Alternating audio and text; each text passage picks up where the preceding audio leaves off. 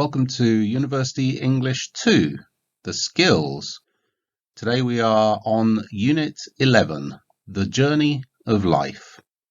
And this is all about preparing resumes, Curricula Vitae, and cover letters for employment applications.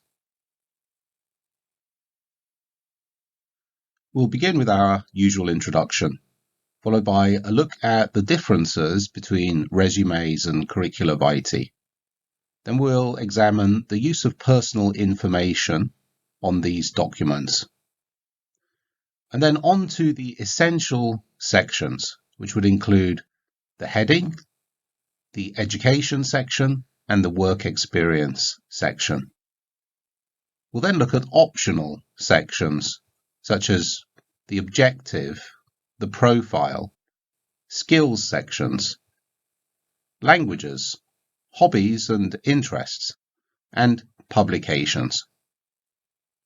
We'll then examine the writing style, which is often used in these documents, as well as the overall design style of the document itself. We'll then take a look at the cover letter and the use of references within these documents, and what references actually mean here. Finally, we'll look at submitting the application, followed by a summary.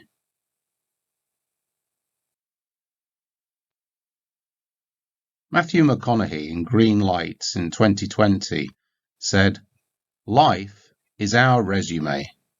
It is our story to tell, and the choices we make write the chapters. Can we live in a way where we look forward to looking back?" The word resume is originally of French origin, and it means summary. And the word curriculum vitae, which is shortened to CV, is of Latin origin, meaning the course of life or the journey of life. Now, both resumes and CVs are documents detailing your personal accomplishments, and these are used for obtaining employment, also called simply a job, but sometimes called a position as well. An employment opportunity is offered by an employer to a potential candidate who, if successful, then goes on to become an employee. Now, when looking for a position with a prospective or potential employer, a resume or curriculum vitae is typically sent by post, that is physical post, or email with a cover letter introducing the applicant, the person applying for the job. Now, in this presentation, we're going to be guiding you through the process of preparing these documents for job applications and enabling you to be able to effectively start then and develop your career.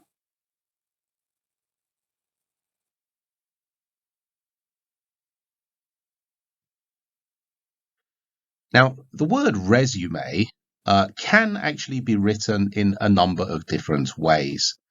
Often because in English we don't use accent marks like they do in French, we will write it without them.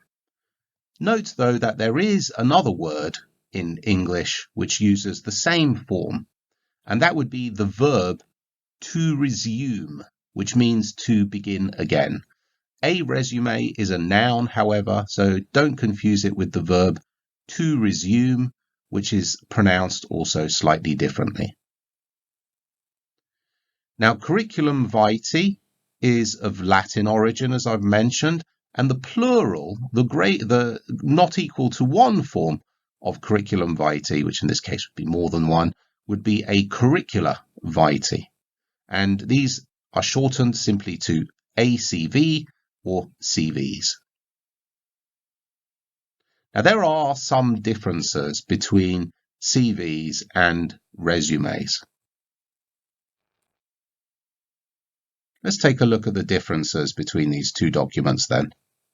So for the nations, where are these documents used? Which countries will use a curriculum vitae and which countries will use a resume?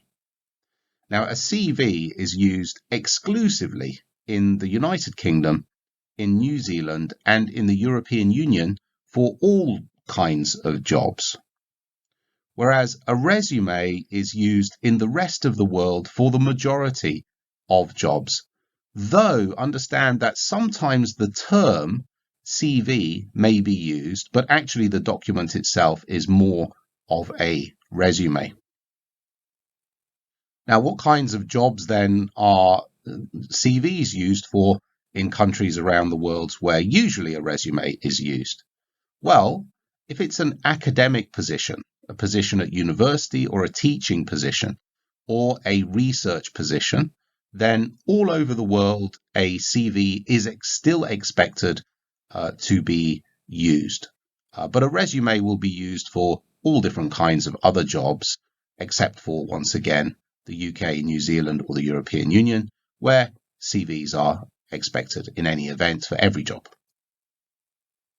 Now, what is actually in these documents? What is the content? Well, a CV generally contains very extensive details of all academic achievements, all work experience, all awards, and all publications. Whereas a resume usually has fewer details and relies more on summaries, cutting out a lot of the information to particularly suit the job which is being applied for. As a result, the length of these documents is different.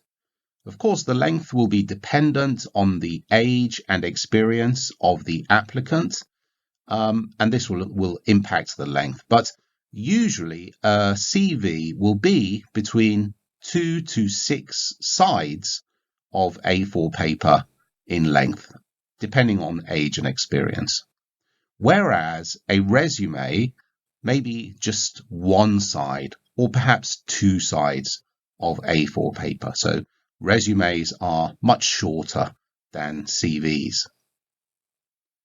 For the style that is used, a CV will contain a lot of text usually, and this text will be written in a narrative or story style where the candidate will be using their own personal details to create this particular story. And in a resume, bullet points are mostly used and there is much, much less text.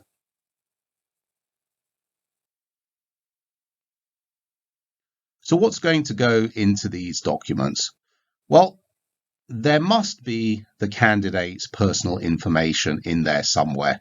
Otherwise, the potential employer cannot contact you to offer you an interview. Now, this would include things like your address, your telephone number, and your email. Note, though, that in some countries, some kinds of personal information are actually considered to be unprofessional to include. And in some cases, it's actually illegal to include some types of information in your job applications. And the reason for this is to prevent prejudice against perhaps age, or prejudice against the way you look, or prejudice against your marital status. So let's take a look at what is expected and what is not allowed in certain countries. So in the United States, it is not expected for you to actually put a photo in your resume or CV. Your age should not be in there. Neither should your marital status be in there. And not even your hobbies should be in there either. In the UK, no photo, don't state your age, no marital status, and hobbies would be optional. You can put them in if you want. In Europe, a photo is optional. You can put it in. Your age should be put in there. Marital status and hobbies, however, would be a no-no. For Australia, no photo, no age, no marital status. Hobbies are optional. You can put them in if you want. Now, in China, Japan, and Korea, photos are commonly included in resumes and curriculum vitae. Age, though, are also included, and marital status, depending on the country. So China, it would be optional to include this, and hobbies are also optional. In Japan, yes, your marital status should be in there. Hobbies are optional. But in Korea, your marital status should not be included in your resume or CV, and hobbies in this case are once again optional. So depending on where you are applying for a job, you should consider what the common practices are or what the legal practices are for resumes or CVs in that country for your personal information.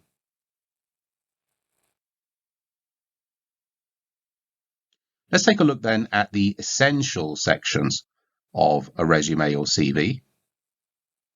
Now, there are three essential sections. The first is the heading, and this will contain your contact details. Now, the heading might be called a section such as contact information. It might also be called something like candidate, or there might simply be no section title. Now, this is usually placed at the top of the page and will be very visible and in a prominent position so that the potential employer can easily see your personal information and contact details, address, and all these kinds of things. Now, the education section is another essential section, and this will contain all details about the candidate's schooling.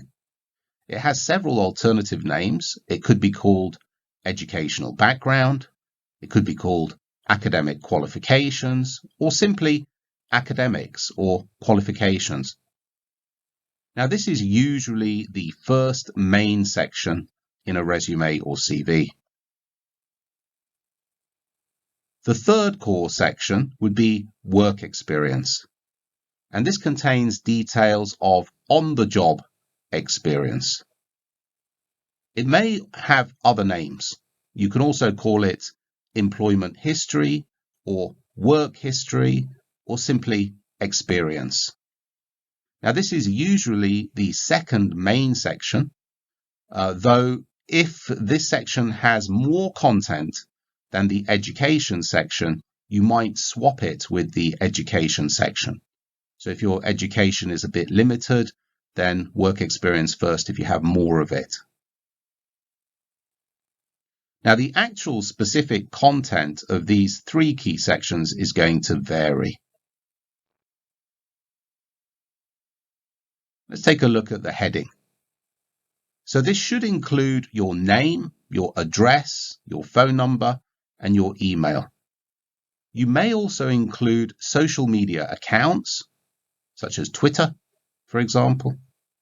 And you might also include, depending on where you are sending the application to, you might also include your date of birth, your marital status, and a photo.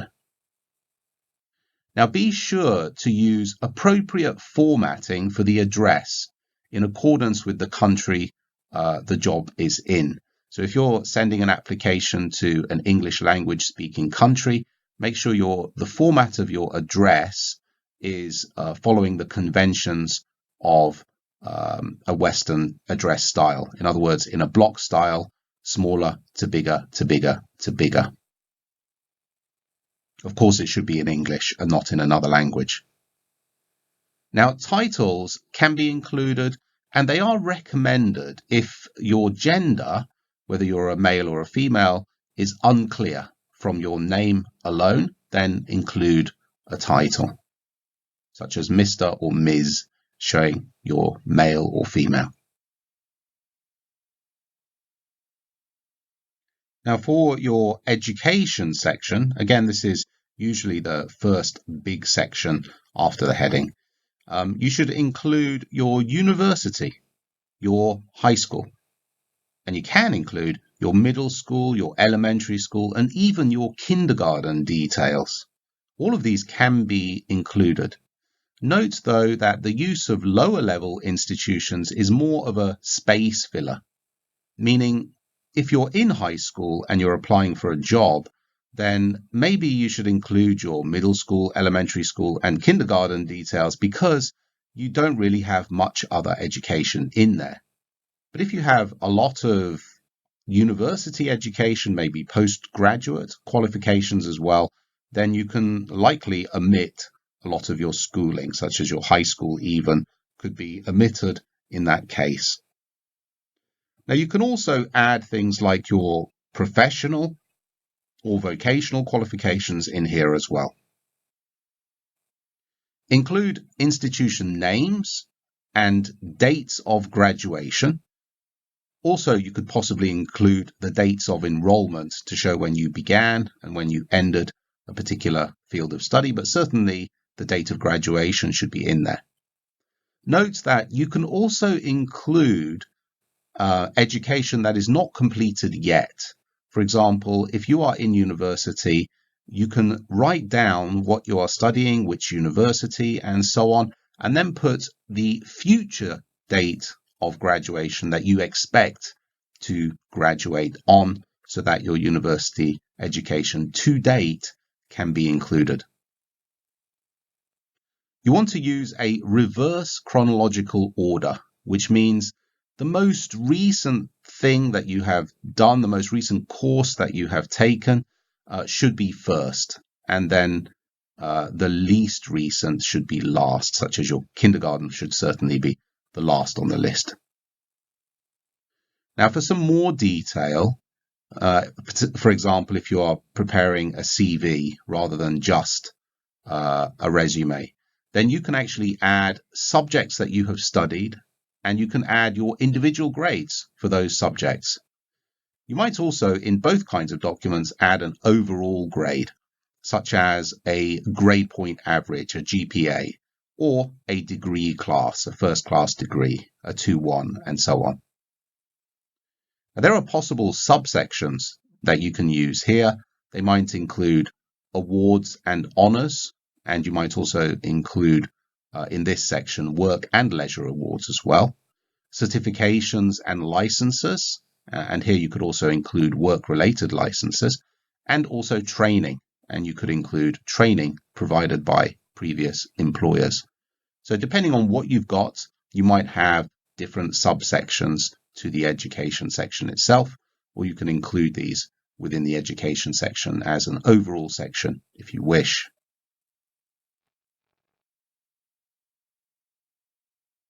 Now, for the last essential section, this would be the work experience section. And here you want to include full-time work experience with job titles, names of companies, locations, starting and ending dates. Now, if you're still working there, you can indicate present as the ending date, meaning you're still doing it. Once again, use reverse chronological order, so the most recent should be first. Now, if you have less full-time experience, then you can actually use things like volunteer work experience, even high school volunteer work experience. Maybe it wasn't exactly voluntary, but you can include it in here as well. And you can also include part-time jobs too. So if you have less full-time experience, use these in order to have something to put into your work experience section. These are space fillers. When you gain more full-time work experience, these can slowly be removed. Now, for more detail, you can add, and particularly for CVs here, so you can add the types of tasks that you performed and the skills which were required for those tasks, in addition to what you learned to do on the job in that particular role. Now, there are possible subsections here as well. So if you have a lot of different kinds of work experience, you might have subsections, including volunteer work or projects or conferences, if you've attended many conferences, or associations, which can also be called professional affiliations. So if you are a member of a professional organization, you might include that in here too, or you might have this as a subsection.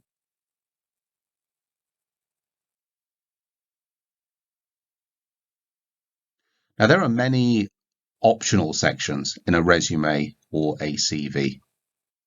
Now, these include an objective section, which indicates the type of employment that the candidate is seeking, or perhaps the specific job, and possibly long-term career goals. So this would be your objective in the job and in life. Now, it's also feasible to include a profile section, which can also sometimes be called a summary, or this might be just a section with no title at all, but somewhere near the start.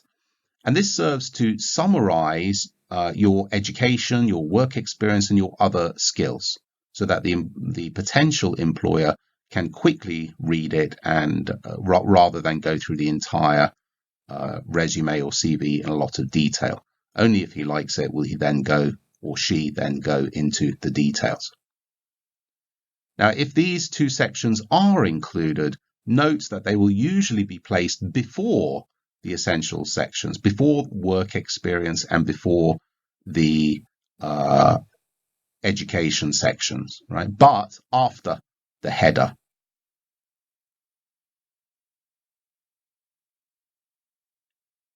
Now, another common optional section is skills, and this is also sometimes called competencies, meaning what you are competent at, what you are good at. Now, this can be used to detail computer program proficiencies.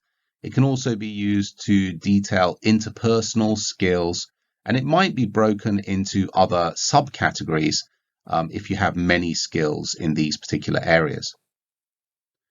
Languages may be included in skills, or it may be separated into a separate section if you have proficiency in more than one language. Another optional addition is interests.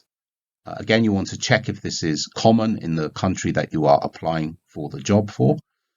Sometimes also this is called hobbies and interests, or perhaps extracurricular activities. Finally, a publications section listing all published writings can also be included. Now, all of these sections here will typically appear after the essential sections, after work experience, after your education, or in periphery positions, meaning not very central on the page. That is your resume or CV.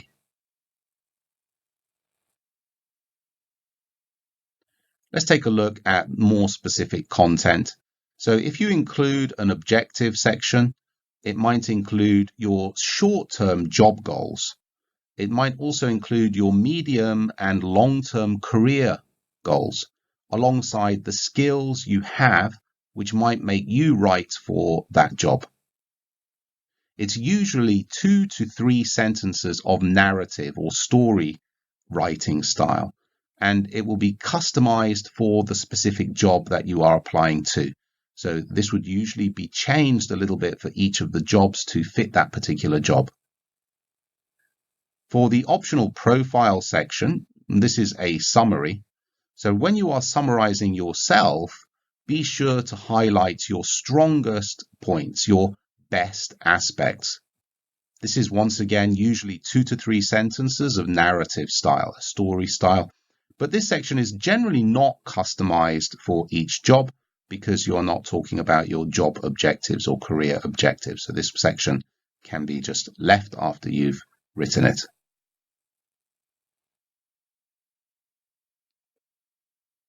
And then we would move to the various potential skills sections. Now, be sure to include several abilities which are related to the workplace. And this section might be subcategorized into various different sections. You might have a section for personal skills, which might be, for example, communication ability, management skills. You might have leadership, organization, and so on. And it might also have a technical skills section.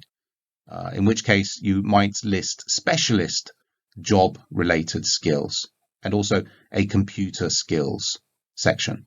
So instead of having just a skills section, you might illustrate personal skills and then management skills, technical skills, and computer skills all separately.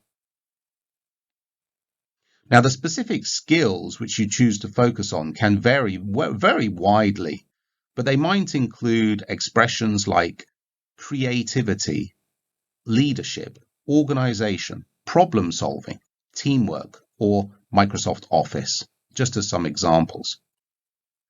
Now, note here that skills specific to your field may definitely be included, so skills which are only important for your particular kind of career might be included here as well. And often there is a rating given. You will self-rate yourself. And this could be in infographic format.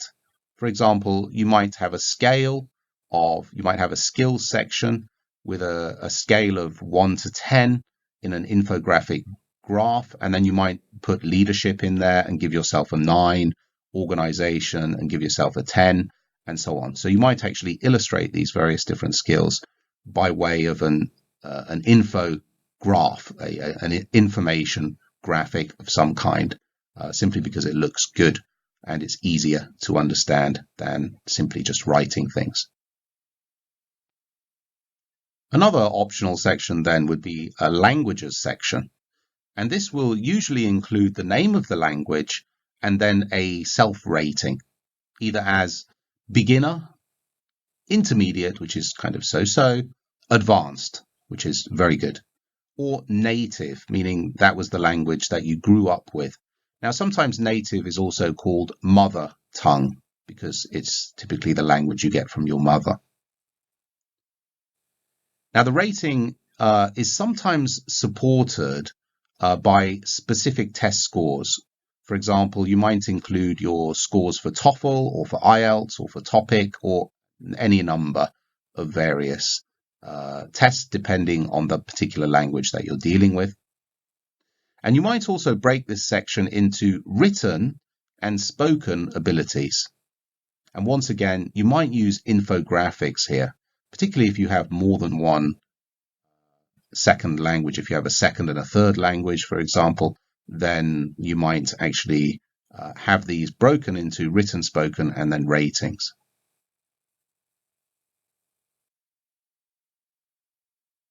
Another optional section would be interests, and this would be what you enjoy doing in your free time. Now, this can be a very good section to include because you never know what your potential employer likes to do in their free time. If, for example, she likes to play golf and you've written down that you like to play golf, then immediately there will be some connection. Maybe she's thinking, finally, I have a golf partner. Now, it's best to list activities which put you in a good light, which make you look good, and not include activities which put you in a bad light, which make you look bad. So, for example, if you are a computer game addict, then you might not want to put that in here. Now, you can use either bullet point style or narrative style, depending on really whether it's a resume or whether it is a CV. So narrative style would be more used for CV in this case. And then we have publications. Now here you want to include anything that you have published, both in print and online media as well. And you can subcategorize this section as well. For example, if you have publications in academic journals, then you might have a section for journals. If you've written books as well, you might have a section for books. But do include things that you've written, even if it's for the school newspaper or the university newspaper, you can include those here as well in a publication section.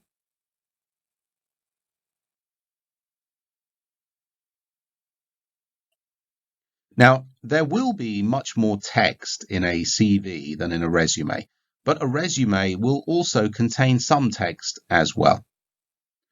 Use formal language when writing these documents, so be sure to look up better vocabulary, you can use a thesaurus, which provides you with synonyms or words which have a similar meaning.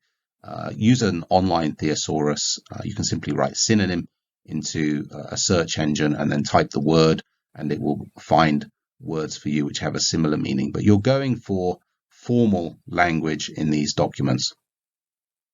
Now, when writing these documents, a narrative style is usually used. And here then we want to have a look at what actually a narrative style is. But essentially a narrative style means that you're telling a story. And in this case, it's your own story which you are telling.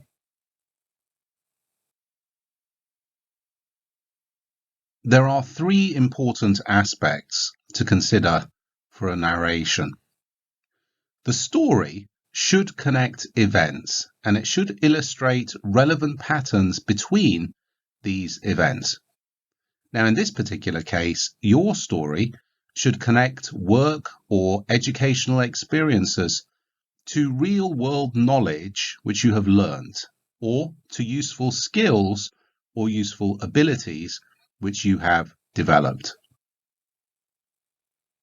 Narrating a story also involves shaping it around a theme or an objective. In this case, your objective is to present yourself as a professional, diligent, and talented potential employee. Understand that storytelling is an art, and some time should be taken to tell the story in an interesting and in an appealing way.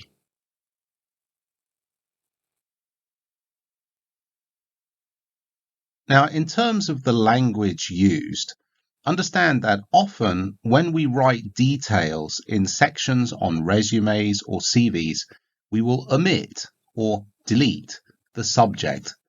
And this is because the subject is invariably, nearly always going to be I, because you're telling a story about yourself. For example, you might write, I learned to apply classical design techniques to real-life projects. Instead of this, though, it's common on resumes or CVs to omit the subject. Let's delete that I and instead just say, learned to apply classical design techniques to real-life projects. Also, it's common to omit the use of finite auxiliary verbs, the finite verb being the first verb in any verb string or catena, as well as other unnecessary words. For example, instead of saying, I supervise the team where I am designing systems and technologies, this might instead become supervise the team, designing systems and technologies. So this kind of use of the language itself is quite common, particularly in these resumes or CVs.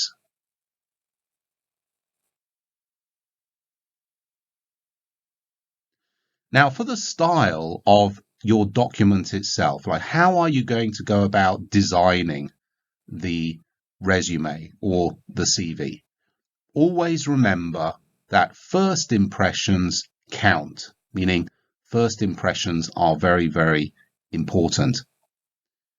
Also, resumes and CVs are the most important documents for obtaining employment. And so, some considerable time, a lot of time and a lot of effort should go into the preparation of these documents, of the content, but also of how you display that content.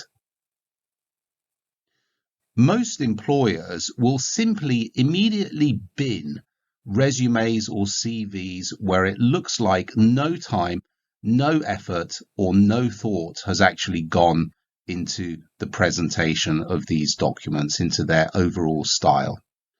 Because this is usually an indicator of the candidate's lack of passion for actually securing a job. After all, if the person or the candidate cannot be bothered to actually put some time and effort into their own resume or CV, what are the chances that they will put time and effort into the job itself? Now, these days, there are many templates which are available online for resumes and CVs. Alternatively, a good original design can be created from scratch, from nothing, with a few simple skills and with a word processor. Make sure you tailor your design choice to the type of position which is being sought. For example, an illustrative designer's resume should look very stylish because this is adding a demonstration of the candidate's skills in illustration, whereas a lawyer's resume should simply look polished and professional. So really, your style choice depends on which particular profession you are seeking a job in. Let's take a look at an example resume. So the heading section in this resume is partly at the top and partly on the left-hand side. So Ms. Gordon Lee, illustrative designer. Objective: seeking a role, not I am seeking a role. Seeking a role as an illustrator in a publishing company which will allow me to merge my artistic ability with creative development. A long-term view of career development within a dedicated employer is taken. Profile: graduate of Hongik University, Korea's premier arts university. Solid language skills in English and German in addition to native Korean. Keen writer as well as artist. Education: MA. Selected for excellence to continue as a graduate student. BA in fine art as well. Outstanding grades in all subjects. Branched out of fine art into practical applications. And also included here is high school. And I'll just go into this one in a little bit more detail now. So we've got included the actual type of qualification, in this case high school, where it is, Gangnam High, Seoul. And then the dates attended March 2013 to February 2016. And then a little bit of an explanation of what happened here. So placed in the top 10% in the National University Entrance Examination. Loved art, though extremely competent in all other academic areas. So instead, again, of I loved art, just loved art. And then we have the work experience section, another essential section for your resume or CV. And we have the job type, attendant, 12/7, the name of the company, Hongdae, where it actually was based. And then March 2020 to present, meaning still working there. Part-time. So we don't have a lot of full-time experience in this case. Maybe this applicant is seeking their first full-time job. So let's include some part-time work here as well. So part-time, operate this small convenience store. Developed good time management skills. So showing how this can actually, the skills and the abilities which have been learned on the job, an awareness of money, and the ability to work alone or in a small team. Intern, the big tissue, name of the company, Gangnam. So June 2019 to August 2019. Temporary, meaning it wasn't a permanent position.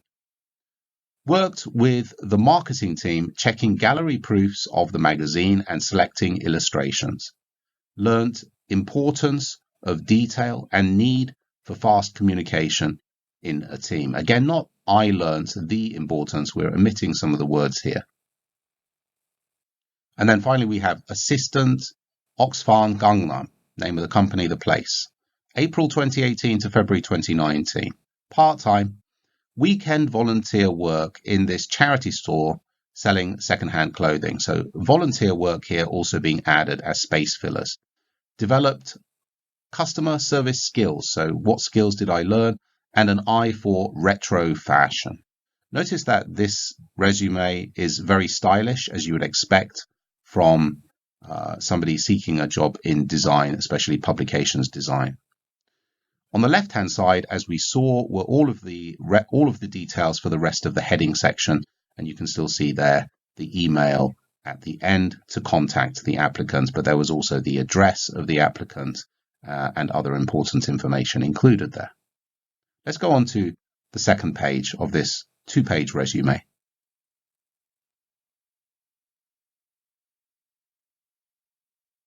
So on this second page now, we are going to have a lot of optional sections. And in this case, we start with a skills section. Now notice that an infographic is being used for skills, and the candidate has chosen the skills of leadership, organization, creativity, and computing, and rated herself at 8 or 10 in these cases. Also, hobbies and interests have been included: music, keen violinist, performance, member of university dance and acting clubs, writing, wrote for the university newspaper, chess, member of university chess club, swimming, previously on the high school swim team, reading, particularly enjoy science fiction and historical content, traveling, visited many countries and absorbed their rich culture. Languages is also included, one of her strengths here: Korean, 10 out of 10 for written and spoken, broken into different categories. English, 7 and 8, and German, 5 and 6 of self-ratings here. And finally, we have publications at the end as well. So she has actually already written some things. So chronologically, and you've noticed that everything has been reverse chronological, meaning we have actually the most recent first in all of these cases. So the format here used is that of APA style. Lee, G, we have the dates 2020, March 7th, Champions Again, the Berg newspaper, page 12.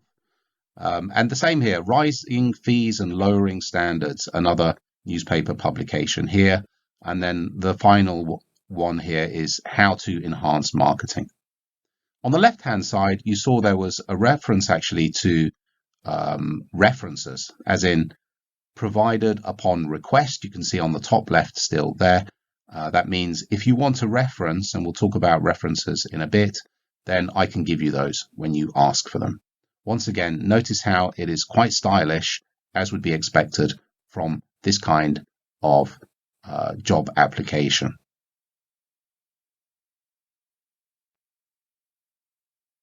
Now, in most countries, a resume or a CV will be sent with what is called a cover letter.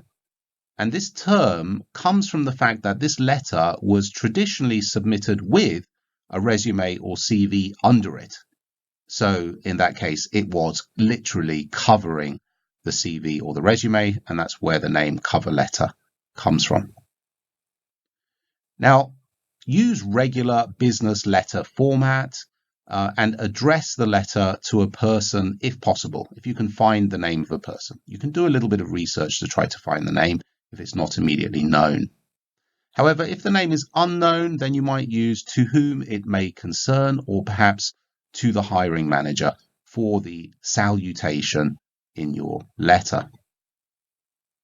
Include reference numbers, because most positions, when they are advertised, will have a reference number.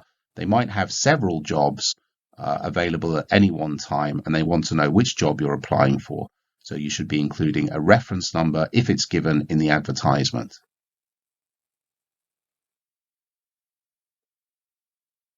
Now, for the body content of a cover letter, this should be relatively short, and it's typically 3 paragraphs in length.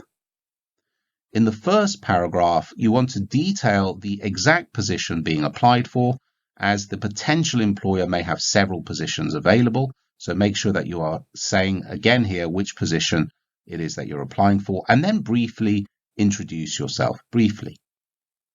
In the second paragraph, encourage the potential employer to read your resume or CV. Remember that they will likely have a lot of resumes or CVs to read, so you want to encourage them to actually read it. Indicate what you have to offer the employer, and mention specifically how your qualifications and your experience match with the job itself that you are trying to gain. In the third paragraph, thank them for considering you for the position and suggest an interview.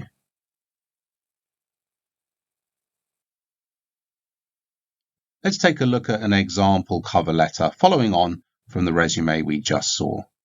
So on the top right, with a nice line on the left side, so not fully justified to the right, we have the name and address of the addressor, the applicant. And then in the correct position, top mid left, we have the name, the job title, and the company, and then the address of the addressee, the person we are applying for the job to. We have a date, a reference number, a salutation, dear Mr. Park, and then the first paragraph. I would like to express interest in your position advertised on justthejob.co.kr on the 15th of August for an illustrative design artist. By way of a brief introduction, I have just completed my Master of Arts in Fine Art at Hongik University, Korea's most prestigious art school, and believe my skills and experience would greatly complement your organization's reputation for excellence.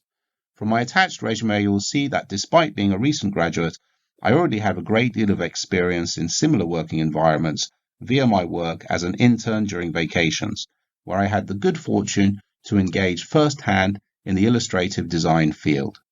In addition, during my time at university, I took every course related to illustration, and particularly courses in practical applications of design skills, achieving excellent grades throughout. In addition, I understand much of your work involves foreign clients, and I have developed excellent language expertise in both English and Chinese, which I hope will be of benefit when communicating in respect of these important projects. Final paragraph now. I would greatly appreciate the opportunity to discuss your position, and am available for interview at your convenience. Thank you for taking the time to review my application. So there you could see the first paragraph.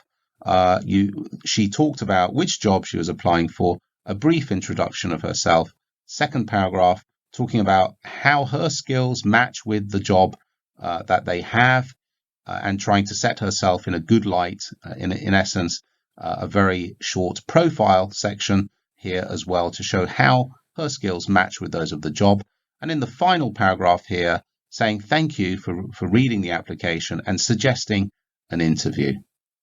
And then we have the complimentary close, yours faithfully, the perfect close for a first-time correspondence.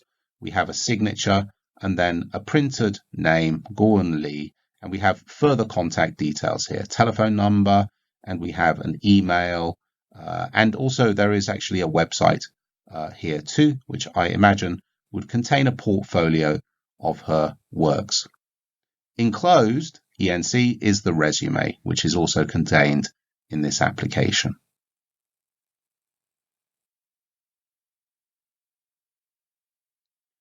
Now, we've seen earlier in the course that references mean that you should give a citation or show who has actually written the work.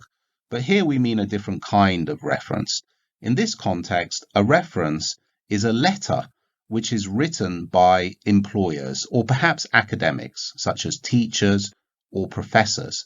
And these letters will talk about your performance at work, if it's a reference from an employer, or in the classroom, if it's a teacher or professor. And also will talk about your skills and your abilities. References will likely be requested at some stage in the hiring process. Typically, the references required will be one academic, that means a teacher or a professor, and one employment, meaning one previous employer. And they will usually be requested from your most recent places of employment or your most recent places of study. Now, in order to have these references, you need to have somebody willing to give you a reference. So when you leave university or when you leave a job, you should ask your employer or your professor for a written reference, or ask them if it's okay if in the future you can use them as a referee, as somebody who is willing to write a reference for you. And clearly here, it would be very beneficial for you to actually maintain good relations with professors at university and with employers in order for them to be willing to give you a reference. For them to want to say something nice about you, they have to have actually gotten to know you a little bit and liked you in particular. Now, sometimes the prospective employer may not be willing for you to give them the reference letter in case you have just written it yourself. Instead, they will ask that the referee, the person who is writing the reference letter for you, send the reference letter directly to them so that they can actually confirm. Or they might actually just ask for telephone numbers or email addresses of your referee so they can contact them directly in order to prevent fraud, what would be essentially fraud in this case. In these cases, you'll have to ask your referee, your old professor or your old teacher or your old employer to actually send the reference letter directly to the potential employer, or if to make sure that they are willing to have a telephone conversation with them if they want a telephone reference, or to reply to an email, whichever is appropriate. Now, sometimes to save the referee's time, the referee might ask you to write the first draft of the reference. Maybe they are unwilling to take the time to write an entire letter by themselves. So they might ask you, they might tell you that I'm willing to give you a reference, no problem, but could you write the reference first and then just send it to me and I'll make some changes to it. So they want you to do some of the work in relation to the preparation of the reference. Now, these references should be in a standard letter format. They should include the contact details of the person writing the reference for you. In addition to the actual letter, you would ask them to include their telephone number, perhaps their email address, just in case the prospective employer, the new employer, wants to actually make that phone call. Now, references usually include information about your personal qualities, your achievements, and your abilities.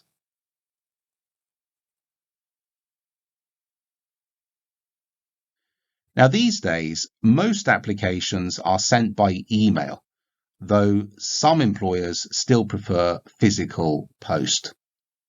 If it's going to be submitted by post, then make sure that the paper that you use and that the printing of that on that paper is excellent quality. Remember, this is the main way that you're going to show the employer that you are suitable for the job. If sending by email, you can attach the resume or CV and the cover letter to the email that you are sending them. Usually, in this case, attach it as a PDF.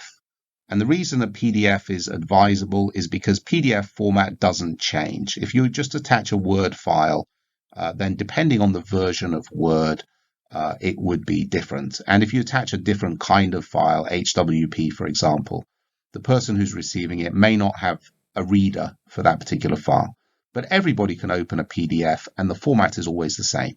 So PDF format is the standard for which you should be saving your resume and CV and saving your cover letter, and then attaching that PDF file to your application, to your email application.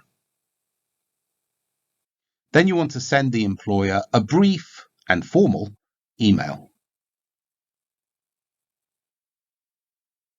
And here's an example of the email to which you would then attach your cover letter and resume.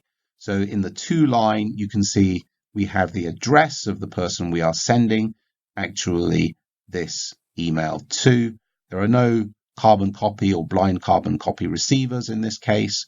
For the subject line, we have something short and sweet with capital letters because it looks more professional. So application, illustrative design artist, and we have the reference number in here as well to make it easy for the receiver to understand what this is about. And then we have a professional email. Dear Mr. Sunghan Park, please find attached my cover letter and resume in relation to your vacancy for an illustrative design artist. And then we include the reference number again. And then next paragraph, I look forward to hearing from you soon.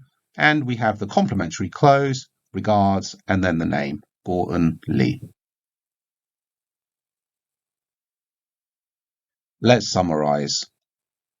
The competition for good jobs these days is intense, meaning there are hundreds, if not thousands, of people who are applying for many of these good jobs. Now, if you want to stand out from the crowd, you need to spend a lot of time and effort preparing these essential documents, your resume or your CV.